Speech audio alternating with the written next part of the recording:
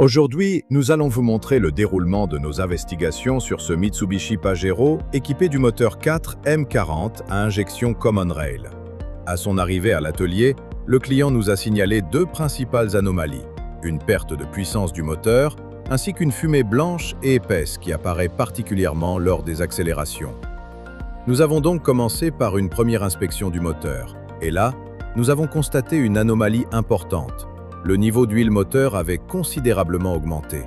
Après analyse, nous avons suspecté une dilution de l'huile par du gasoil. Plusieurs causes pouvaient expliquer la présence de carburant dans le circuit de lubrification, notamment un éventuel défaut au niveau des injecteurs.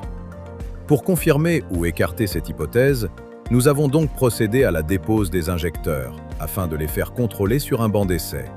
Les résultats du test sont clairs. Les injecteurs fonctionnent correctement et leurs paramètres sont conformes. Cette piste est donc écartée. Mais le diagnostic ne s'arrête pas là.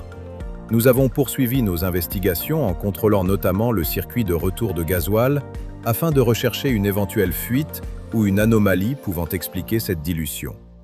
Après contrôle, aucun défaut particulier n'a été constaté au niveau des retours de carburant. Il fallait donc continuer notre raisonnement et rechercher une autre source possible de passage du gasoil vers l'huile moteur. Notre attention s'est alors portée sur la pompe haute pression. En effet, un défaut d'étanchéité au niveau de son joint peut permettre au carburant de passer vers le circuit d'huile moteur. Nous avons donc décidé de déposer la pompe haute pression afin d'inspecter son système d'étanchéité et de procéder au remplacement du joint. L'objectif est maintenant de rétablir une parfaite étanchéité, puis de remonter l'ensemble, remplacer l'huile contaminée et effectuer les différents contrôles nécessaires afin de confirmer que le problème est définitivement résolu. Voilà donc comment nous procédons chez Karimoto. On ne remplace pas les pièces au hasard. On avance par hypothèse, contrôle et élimination des causes afin d'identifier précisément l'origine de la panne. Restez avec nous pour la suite de cette réparation et surtout pour découvrir si cette intervention permettra de résoudre définitivement le problème de ce Pajero.